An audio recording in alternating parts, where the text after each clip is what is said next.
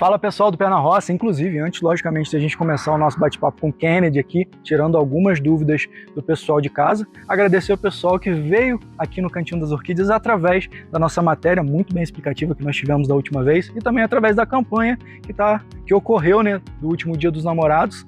Mas hoje a gente vai falar de um assunto diferente, que é a questão do cultivo de algumas plantas, de algumas orquídeas arborícolas.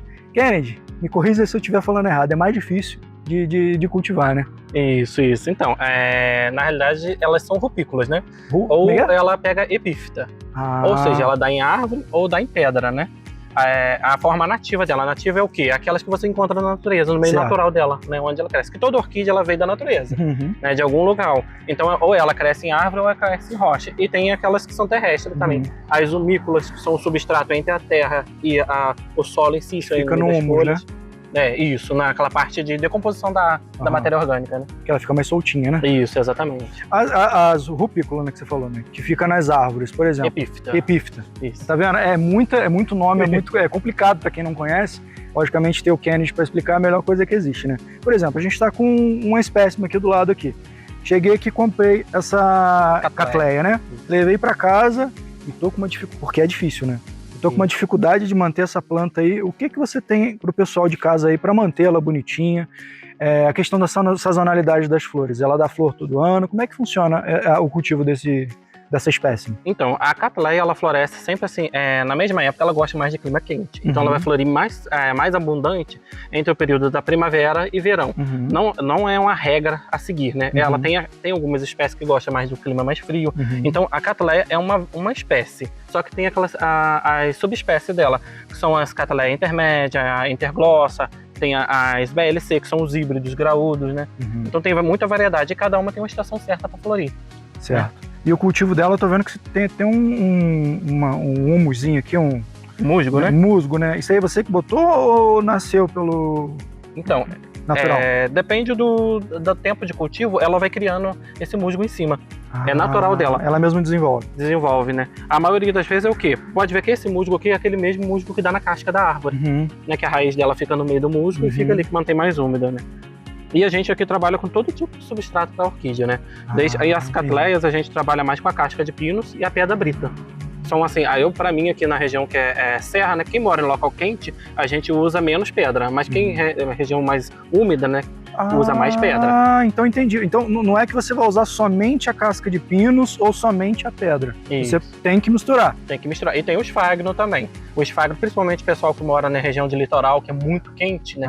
Então seca muito rápido, a gente bota um pouquinho de esfagno no substrato para ele segurar a umidade. Esfagno é um tipo capinzinho. Isso, um musgo, né? Também. Entendi. Um musgo mesmo em si.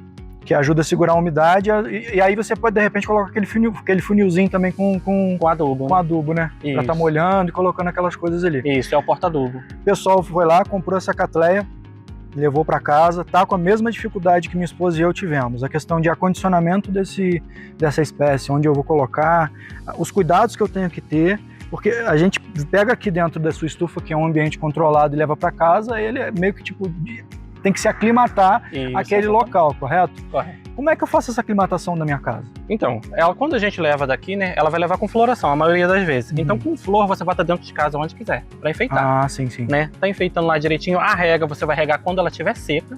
Então, assim, deixou ela secar bem. Como que a gente sabe? Ou enfiando o dedo no substrato, ou com própria madeirinha, aquele palitinho de espeto de churrasco, enfinca no substrato até tocar o fundo do vaso. Tirou, viu se ele tem umidade, não molha. Viu que tá seco, você molha. Quando molha, a gente encharca mesmo. Ou seja, rega bastante até sair embaixo. Saiu embaixo, a gente deixa passar o excesso, não deixa o pratinho molhado. Deixa sair o excesso, depois que sair o excesso, você põe no pratinho. O pratinho não pode ter água. O pratinho tem que ser seco. Tem que ser seco. Entendi, porque pode dar algum fungo, alguma coisa que vai matar. A umidade em excesso começa a apodrecer a raiz dela. Com isso, ela vai apodrecendo a planta inteira. Começa de baixo para cima. Porque o que acontece? A gente comprou uma vez, não lembro se foi uma catleia, eu sei que foi uma que te dava um pendãozão e tinha umas batatinhas aqui embaixo aqui. As batatinhas murcharam e pararam de dar flor. Elas estão vivas ainda, mas não dá mais flor, já tem anos já que não dá mais flor. Pode ser que a gente tenha errado, ou pode ser que realmente ela não vai mais dar mais flor porque chegou o final de vida dela. Então, na realidade, a orquídea ela não tem final de vida. Então, enquanto ela tiver com vegetal bonito, tá brotando, tá bonita, ela passa de geração em geração. A gente conhece plantas de exposição mesmo, que é julgada, né? Que tá 5, 6 gerações numa família. Então, assim, são plantas antigas. O que provoca a floração? Claridade. Aí, às vezes, o quê? A pessoa bota na varanda, ela tá com um pouco... A varanda já tem uma iluminação diferente do debaixo da árvore. Sim. Ela vai ser um pouco mais sombra, tem um telhado em cima. Então é o meu caso. Então, às vezes a pessoa bota lá no cantinho da parede, onde é mais sombreado ainda. Talvez você vai chegando ela para fora. Mais pra ela começa a pendular. Isso, vai chegando ela um pouquinho mais para fora. Por quê? Tem orquídeas que ela precisa pegar pelo menos o solzinho da manhã, né? Tem exceção das espécies, né? A Phalaenopsis mesmo, aquela tradicional de arco, né? Que a gente encontra em todo lugar. Aqui ela não pode pegar sol, né? Com exceção aqui na serra. Aqui na serra o sol é mais fraco, né? Então aquele solzinho da manhã é vitamina para a planta. E o que vai fazer ela florir é a luminosidade. Quanto maior a claridade, mais fácil dela florir.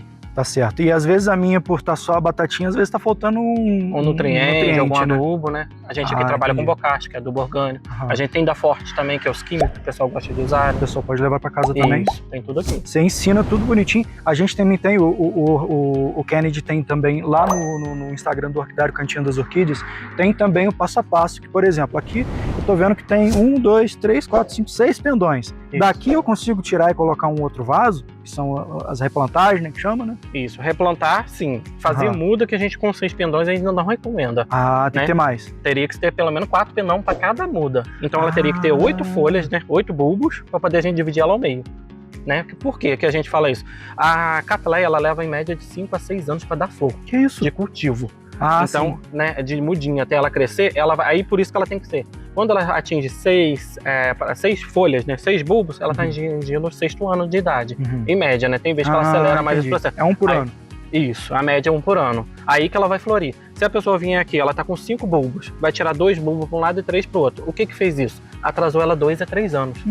Então, quando ela atrasa, ela vai fazer o quê? Ela vai ter que emitir mais 2 ou 3 folhas para depois voltar a florir de novo. Entendi. Por isso que às vezes a pessoa compra uma planta, leva para casa, vou tirar uma muda para minha tia, outra para coisa. Pois é, isso acontece. Um bulbo para cada um. E às vezes tem até as pessoas que chegam assim, que bonitinho, vou apanhar para mim. Põe assim, nem te avisar. Aí te arrebentou, né? Isso, aí retardou a idade dela, ela vai atrasar a floração todinha. Entendi. Ela pode sentir. Quando faz corte, a gente tem que ter o cuidado para não dar fungo, não dar canela seca, podridão.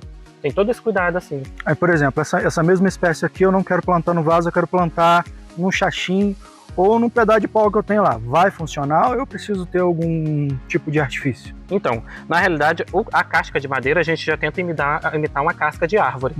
Então, para você botar no chachim ou até mesmo amarrar na árvore, você vai fazer o mesmo processo. A gente só recomenda o quê? O esfagno, quando vai botar em árvore aqui na região onde for quente, a gente bota uma cama de esfagno na árvore, vai tirar a parte que ela floriu por último, que vai ser encostada na árvore. Então sempre vai ser essa lateral aqui. E vai amarrar ela. Depois a gente vai pegar mais uma camadinha de esfagno atrás e vai amarrar. Faz um sanduíche. Faz um sanduíche, ela vai ficar no meio. Com isso, acabou de amarrar, você vai ter que regar ela abundante. Todo dia vai jogar uma aguinha nela. Todo dia tem que regar? Todo dia que tem que regar. Até você ver que no meio do esfagno saiu as raízes dela e começou a grudar na árvore. Essas raizinhas que ficam pra fora aqui é normal, né? Isso. A gente vai ver o quê? Se ela tá durinha, ó, aqui mesmo tem uma durinha, ó, perto ela tá dura, ó. E essa aqui, verdade. ó, aqui até soltou. Ela é mole, ó.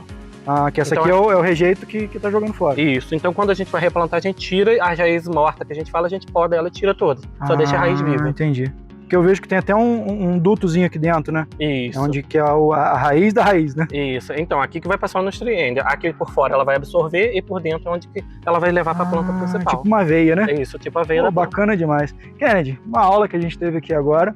Gostaria de falar alguma coisa pro pessoal de casa? Então, quem quiser estar vindo aqui também, essa aula tem aqui. A gente na parte de venda também a gente faz, leva o WhatsApp da gente. Teve dúvida lá, tira foto, filma a planta, manda pra gente e a gente vai respondendo pelo WhatsApp mesmo e vai te auxiliando a cuidar dela. Essa questão da consultoria é importantíssima, porque veja bem, minha esposa e eu, a gente gosta de cultivar as plantas, só que a gente não tem a expertise de uma pessoa que sabe fazer. E essa consultoria que o Kennedy faz através do WhatsApp, pode encher o saco dele, não tem problema não. À vontade. Essa consultoria que você faz através do WhatsApp, eu acho que é fundamental, porque às vezes as pessoas falam assim, vou comprar uma flor lá no Kennedy, levei para casa, a flor morreu. A culpa não é do Kennedy, a culpa é da pessoa que levou, né, esse produto para casa e não seguiu as orientações do Kennedy, não fez da forma correta, não acondicionou no local correto. Isso pode acontecer, infelizmente, né? A questão é igual que fosse uma criança. Se você não tomar conta da criança, a criança cai, se arrebenta toda. É a mesma coisa a questão das flores. Estou errado? Tá certo. Então a gente tem que tomar conta, seguir todas as orientações que o Kennedy está falando, encher o saco do Kennedy lá no WhatsApp também, assistir também algumas coisas que ele coloca lá também no Instagram, que tá aparecendo aqui na tela aqui. Entre em contato, correto, né, Kennedy? Isso. E é isso aí. Mais alguma coisa, Kennedy? Não, acho que a base é isso, A base é isso, né? E se precisar de ajuda também, traz a planta pra gente. Certeza. A gente faz aqui na hora, na frente do cliente. Aí, que pra beleza. você tá aprendendo. A gente bom demais. Ela. Show de bola. Tá bom? E a gente, de repente, marca também, de repente, com o pessoal de casa. Entra lá em contato com a gente, olha, eu quero um workshop com o Kennedy, marca com a sua família, marca com a quantidade de pessoas que forem necessárias, traz o pessoal para cá e o Kennedy, logicamente, vai fazer um workshop com vocês aí de casa. Olha que ideia bacana. Isso aí, Já aqui o workshop presencial, o Kennedy ensinando, mostrando como é que funciona a questão de você fazer o trabalho na sua casa com o professor, que é a melhor coisa que existe. Isso aí. Show de bola. Valeu, gente. Deus abençoe. Valeu, Kennedy. Obrigado. Viu? Obrigado a você.